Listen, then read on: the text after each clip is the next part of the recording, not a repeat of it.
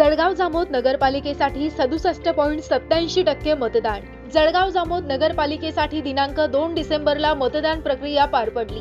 नगरपालिकेच्या नगराध्यक्ष पदासाठी तर नगरसेवक पदाच्या 21 पैकी 18 जागांसाठी ही निवडणूक प्रक्रिया पार पडली, तर उर्वरित 3 जागी 20 डिसेंबर रोजी मतदान प्रक्रिया पार पडून सर्व निवडणुकीचा निकाल दिनांक 21 डिसेंबर रोजी लागेल।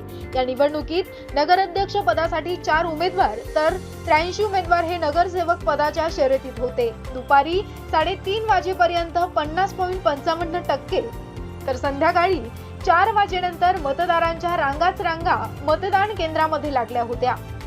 मतदानाची अंतिम आकडेवारी 67.87% एवढी आहे। यावेळी नगराध्यक्ष पदाच्या शर्यतीत प्रमुख पक्षाची प्रतिष्ठा कोणाला लागली, या निवडणुकीसाठी ठाणेदार नितीन पाटील यांनी चोख पोलीस बंदोबस्त ठेवला होता।